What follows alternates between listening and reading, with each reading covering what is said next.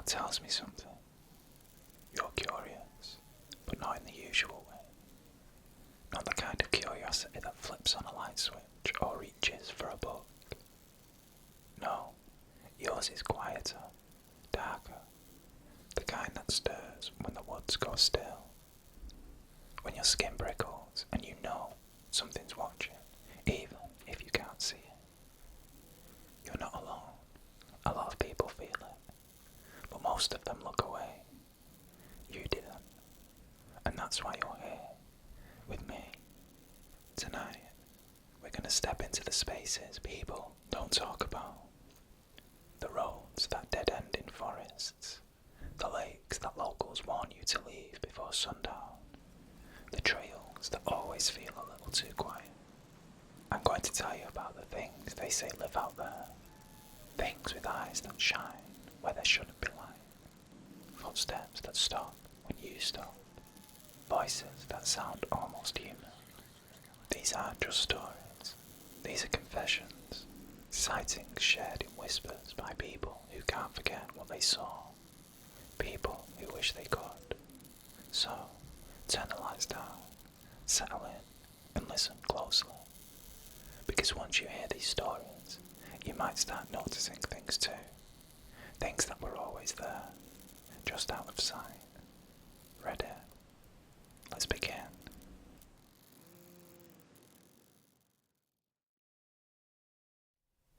I used to work nights as a groundskeeper for a large outdoor sports complex in eastern Kentucky. The kind of place that hosts high school soccer tournaments, 5K races, that sort of thing. The field stretched out over nearly a square mile, lit by tall floodlights that hummed when they warmed up.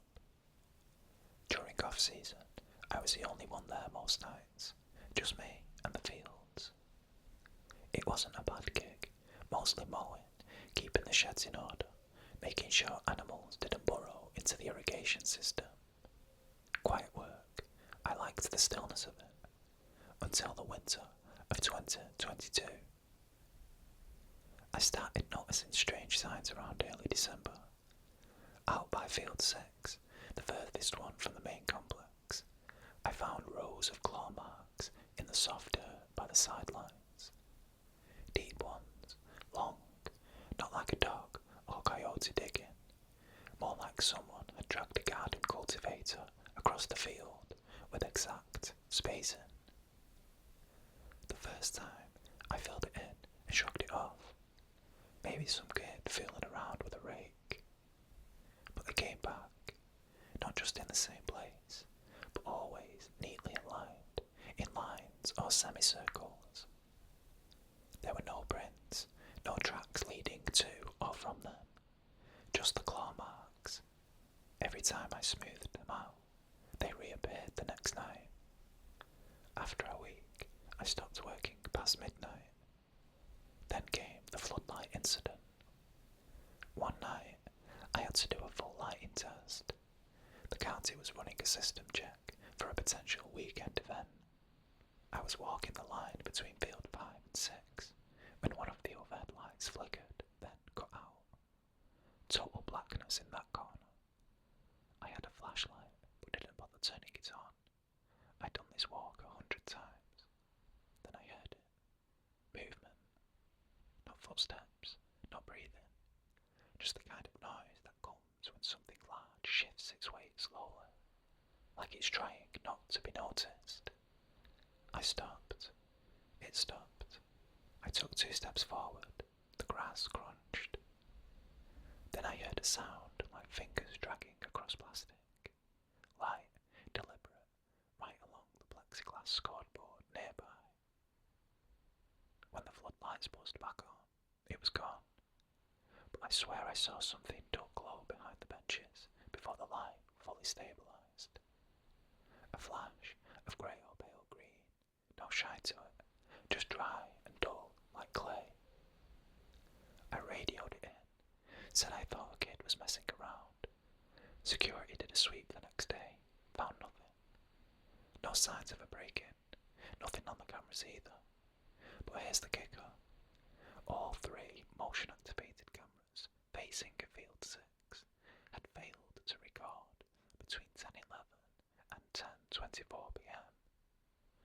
was exactly the window I'd been out there. After that, I started noticing lights flicker every time I passed through that field. Just that one, just field 6. And something was happening to the benches. I didn't say anything at first, because it felt too ridiculous to bring it up. But over the course of a week, the metal screws holding the benches down had been unscrewed and placed neatly in a line under the seats. I hadn't done it. No one else had access at night. Then, one night, I saw it. I was sitting in the golf cart, parked at the top of the slope, looking out over field 6, eating a sandwich and watching a storm roll in. The field lights were on. Everything looked normal. Then something walked across the field from the left to right. Not fast, just slow and deliberate. I blinked, thinking it was my eyes adjusting, but it was still there, pale, greenish grey, about 6 feet tall, but hunched, with long arms that swayed too wide from the body, the joints too low. It walked like it was balancing something invisible on its back, like it was too aware of its own shape. No clothing, no fur. The legs bent backwards at the knees like a deer's, but it wasn't shaped like a deer at all. When it reached the scoreboard, it turned its head, and that's when I knew it saw me. Its face didn't move. It turned slowly, like it was adjusting to a sound it couldn't quite place. Then the floodlights shut off all at once.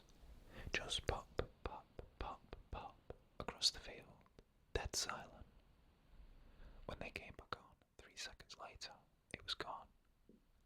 But there were new claw marks right beside the car. I quit the next week, didn't even give notice. I drove off the property that night and never went back. The new guy they hired, he lasted 2 weeks. He told one of the security guys he saw something crawl out from under the scoreboards and vanish behind the fence line. He wouldn't elaborate. They don't light up field 6 anymore. If you drive past that place at night, the rest of the complex glows like a stadium, but that field sits in the dark, untouched. And sometimes, if you park near the old gravel path and roll your window down, you can hear the click of something dragging its fingers across the plexiglass.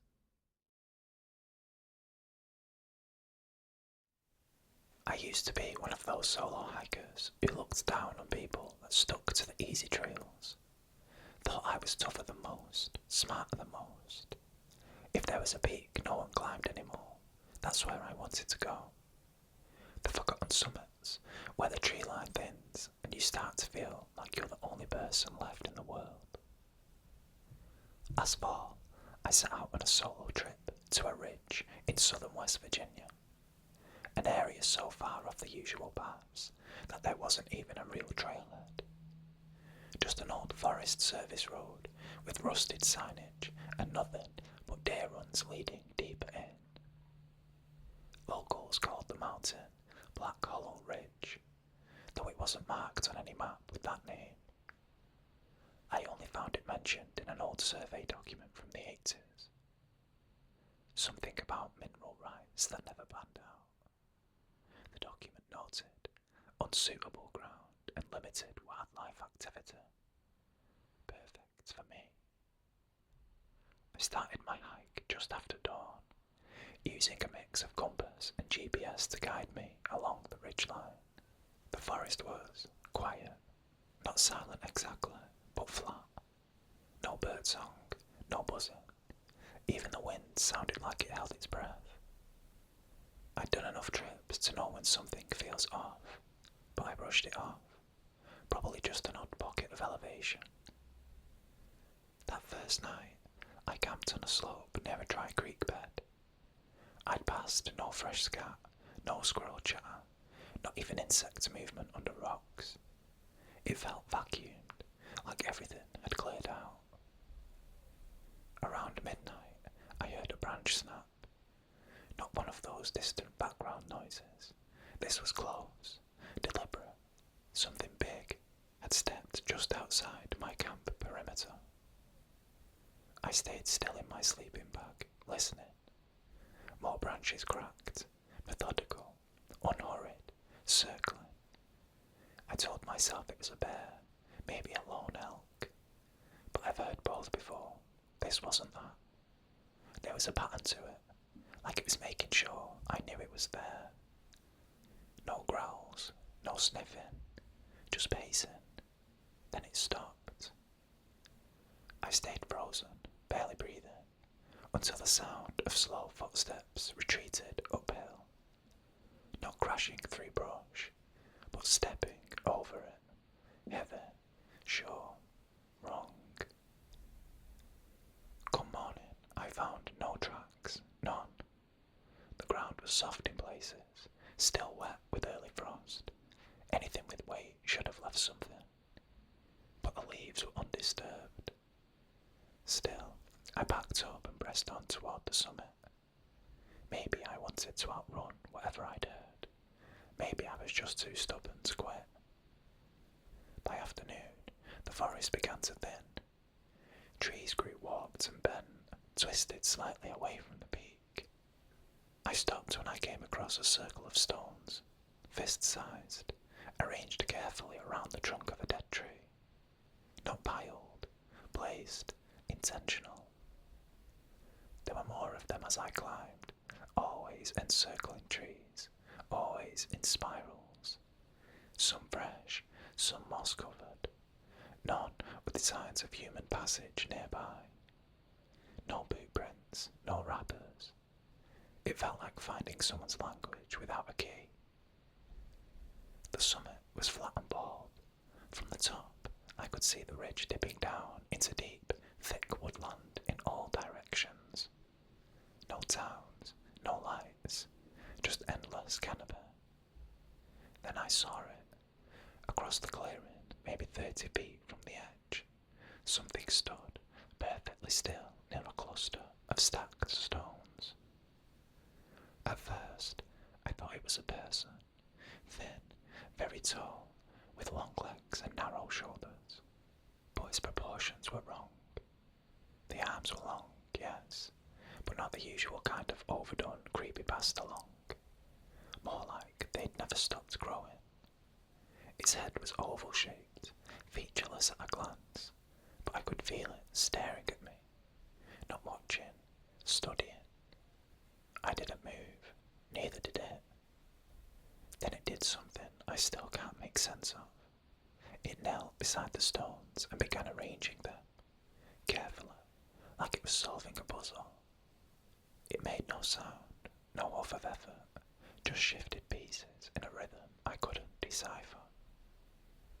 I backed away slowly, not because I felt immediate danger, but because I didn't feel anything from it at all. No malice, no curiosity, just a deep, ancient absence. I descended before dusk, moving fast, ignoring GPS, just going down. I camped once more out of necessity.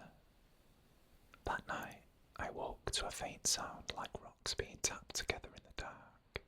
No steps, no breathing, just that soft, rhythmic tapping, almost like it was copying what I'd seen, or trying to teach me something. I got off that mountain at first light and never went back. Here's the strangest part. 2 months later, I received a package at my apartment, no return address. Inside was a folded piece of paper with a photograph taken from the summit of Black Hollow Ridge. In the photo, I'm standing beside my tent, staring up at the peak.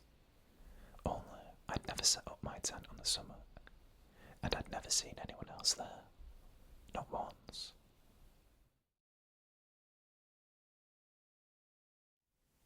I work as a freelance surveyor, mostly covering backwoods property lines and underdeveloped acreage for developers. It's a solitary job, which is fine by me, and it takes me into parts of the country most people wouldn't set foot in. Last summer, I got called to do a private boundary survey on a chunk of land way out in the hills of northern Pennsylvania. The client was vague, just said the property hadn't been touched in decades. sites, and they needed a full terrain map before login could begin. I didn't ask questions, they paid well, and I'd worked worse jobs. The property bordered an old, dried out quarry. I hiked in with my gear, GPS unit, satellite phone, my dog Milo for company. By the second day, I'd made it to the edge of the quarry, which looked more like a shallow crater than anything else. Sunken earth, jagged edges, and patches of moss, and thin trees trying to reclaim the space. That's when I noticed the first odd thing. Animal tracks that didn't match anything I'd seen before. They were clawed, bipedal, almost human but longer, with a dragging motion behind them, like something occasionally used its arms or tail for balance. I crouched to take a photo, but Milo growled, low, deep in his throat, and refused to come any closer. I chalked it up to a bear with an odd gait, or maybe someone playing a prank. Still, I marked it in my nose. That night, I set up with my tent just inside the tree line. The quarry sat below me in the distance like a giant scar in the land. I cooked a small meal, fed Milo, and went to bed early. Sometime after midnight, I woke up to a strange, wet clicking sound, like someone snapping their tongue against their teeth, over and over, but deeper, more mechanical somehow. Milo was up, hackles raised, staring at the tent wall. He didn't bark, he didn't whine, he just stared, rigid, frozen. The clicking got closer. I reached for my flashlight, but didn't turn it on yet. I just listened. The sound circled the tent twice, then stopped directly behind me. I swear I felt the pressure of something large standing there. No breathing, no movement, just that terrifying sense of being watched. Then, without a sound, it was gone. Come morning, I found new prints, larger than the others, deeper, something heavy had been there. Whatever it was, it hadn't run or trotted. The gait was slow, deliberate. I packed up fast and moved further north, deciding to survey the perimeter and finish the job quickly. But as I made my way through the underbrush, I kept finding signs. Trees clawed at shoulder height, not shredded like a bear would, but almost peeled, like someone had used fingers to strip away bark. On day 4, I was in the ravine beside the quarry, checking a flagged boundary marker when I saw it. At first, I thought it was a stump or some kind of animal crouched by the water, but it was too still and too tall. I stayed down and watched. It stood slowly, bipedal, with long limbs and a thick, arched back. Its skin was greyish-black, almost like tree bark in texture, but slick in some areas, like it had adapted to both blend and move through the terrain. No fur, no feathers. Its head, I don't even know how to describe it properly. Elongated, with no visible mouth or nose, just a wide cavity where its face should have been. And it twitched constantly, like it was listening for something. That same wet clicking came from it, rhythmic and slow. I didn't breathe. Milo didn't move.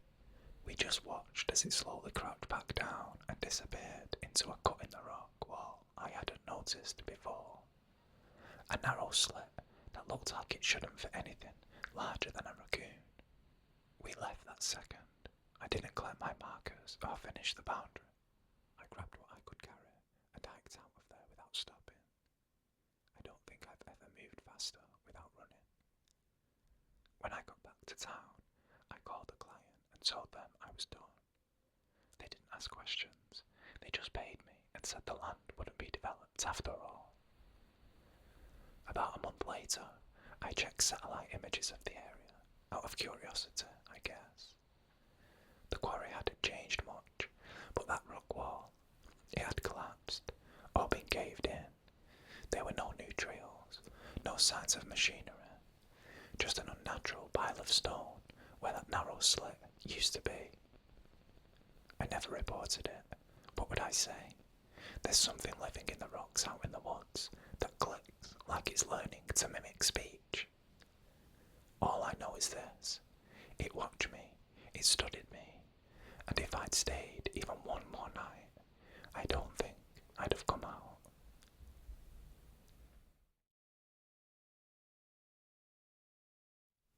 I was working for a land survey firm based out of coastal Georgia last spring when we got contracted to evaluate a huge tract of privately owned swamp down in Camden County. About 3,000 acres of dense marsh, old pines and blackwater sloughs. The land had been in some old family trust since the 1800s, and the current heirs were looking to sell it off. But first, they needed an up-to-date topographical and boundary assessment. My job was to check in with another guy, Mark, and place flag markers every half a mile while taking GPS notes for the GIS team. Pretty basic work. We were supposed to take 3 days, 2 nights. What we didn't know until we got there was that the site had no cell signal, no road access, and no mapped trails. We had to park on the edge of an old logging road, then hike in on foot, hauling gear and marking as we went. The first day was uneventful, just heavy heat, thick mosquitoes, and the kind of air that makes your clothes stick to you 10 minutes after sunrise. We set up camp on a small rise, just above a slow-moving stream, full of cypress knees and algae. That night, just after midnight, I woke up to a sound I couldn't place. It was quiet, too quiet. Even the insects had gone dead still. No frogs, no owls, just this distant, slow gurgling noise. At first, I thought it was the stream, but the pattern wasn't right. It sounded deeper, thicker. Then I heard a single plop, like something heavy dropping into water.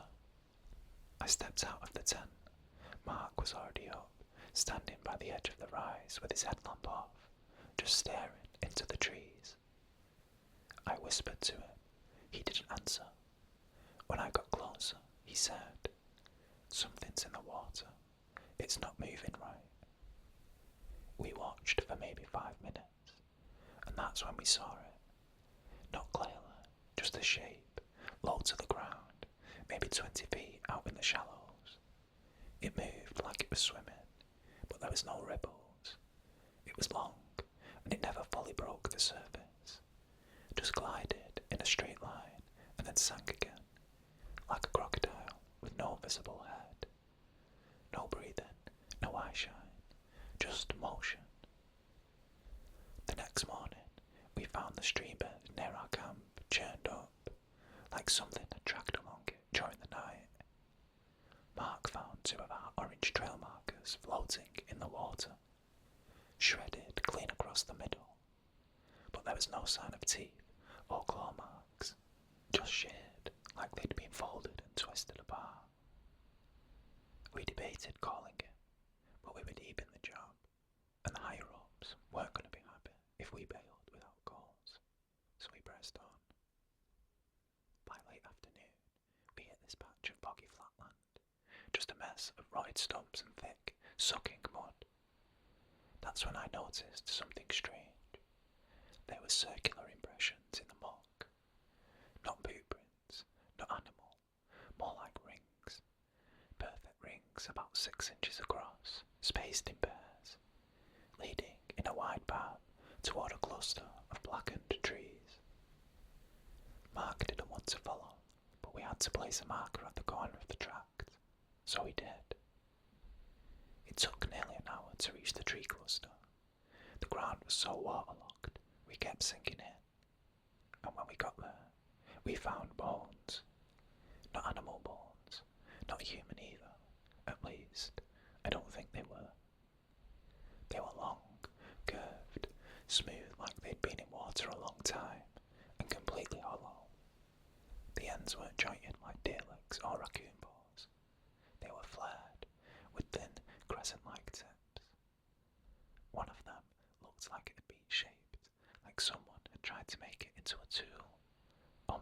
closer to? I don't know. We didn't touch them. Then Mark froze. He pointed to the tree line.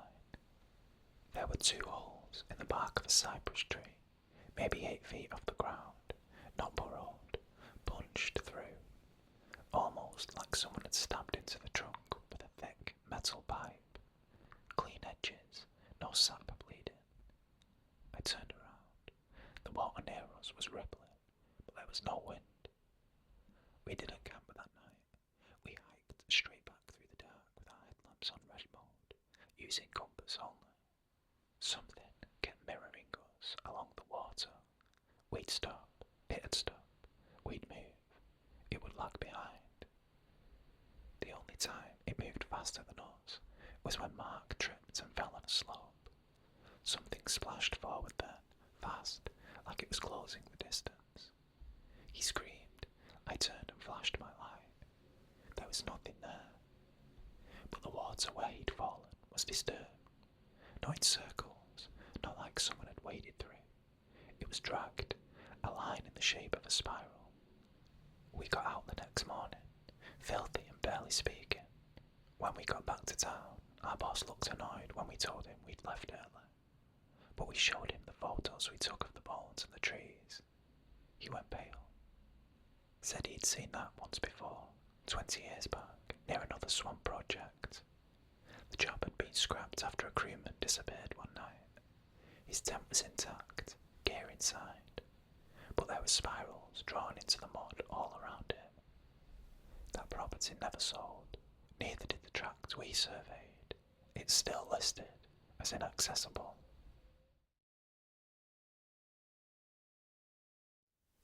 I used to spend summers at my uncle's property in southern Missouri, not far from the Mark Twain National Forest. It's mostly ridges and hollows out there, thick woods, little creeks that run dry by August. One summer, I must have been around 17, I got in the habit of riding my uncle's old mountain bike around the back roads. He lived pretty isolated, so there wasn't much else to do. One of my favourite loops took me past an old one-lane wooden bridge, half rotted and grown over. It crossed a stream that barely trickled under it, more rocks than water. The road beyond that bridge hadn't been maintained in years. Grass grew through the gravel, and after maybe a quarter mile, it disappeared into trees. One afternoon, I stopped at the bridge to rest. It was hotter than hell. I sat on the edge of the bridge and took a drink, just zoning out, until I noticed something across the creek. A long indentation in the weeds, like something had slid through them. Not walked, slid. It led from the thick trees down to the far end of the bridge, where the wood slats were mostly mossy and warped. I stood and looked closer. The tracks weren't tire marks, and they didn't match any animal I could think of. Whatever it was, it moved low, real low. I told myself it could have been a deer that tripped or maybe fell, but I couldn't shake the feeling that something had been watching me from those woods. I didn't go back for 2 days. When I finally returned, I found a smear of dark green fluid where the track ended, a sticky, almost oil-like stain on the bridge's old planks. It hadn't rained, it wasn't sap, and it smelled faintly of copper and something else, like stagnant pond water. Then I saw the claw marks, not deep, just scratches across the wood in sets of 4, but too evenly spaced, not made by a raccoon or bobcat. I knelt to look closer and realised they were slightly curved inward, as if whatever had made them had long fingers and dug in while pulling itself forward. That night I told my uncle. He just shrugged and said, "Stay out of that part of the woods. Ain't nothing out there worth seeing." The next morning I found something tucked under the bungee cord on my bike's rear rack. A rabbit's foot, still fresh, fur matted with something dark. I hadn't seen any traps nearby, and there was no sign it had been scavenged, just severed clean at the joint. I stopped going out alone for a few days, but I couldn't let it go. I started researching, asking locals at the gas station if they'd ever seen weird animals. Most just stared and laughed, but one older guy, weathered, beard like dried moss, told me. Used to be stories about the bridge. Said something slick lived under it. Not a gator, not a fish. Something from before the trees. Thing you don't wake up if it's resting. Then he got real quiet and said, if you find slime, leave. If it watches you, don't blink. If it follows, let it. I didn't understand what that meant, but 2 nights later, I woke up around 3 a.m. and my bedroom window was wide open. I didn't sleep with the window open. There were wet tracks on the floorboards, not footprints, tracks, like someone had slid across the floor without lifting their body. I didn't scream, I just sat there, waiting for something to move. But the room stayed still, the air totally silent. I kept glancing at the closet, thinking I'd see something pressed against the crack, some eye, or hand, or thin limb, just waiting. But nothing happened. The next morning, my uncle nailed the window shut without asking a word. A week later, we heard coyotes howling out by the old road. Except it wasn't coyotes. It was too deep, too slow. Like something was mimicking that, but getting the rhythm wrong. The last time I went out to the bridge, I made it halfway across before I saw something just under the slats, down through the cracks in the planks. It was a shape, curled up underneath, like it was clinging to the underside of the bridge. Smooth skinned, hairless, light grey blue, almost translucent. Its limbs were thin, like the ribs of an umbrella, jointed wrong. It was just holding still, pressed against the beams, as if waiting. I didn't make a sound. I just turned and walked my bike back. I don't ride out there anymore. I don't go near that place. My uncle sold the property last year. The new owners tore the bridge down. But when they pulled up the wood, they found long scars on the underside of every single beam, like something had lived there for a long, long time.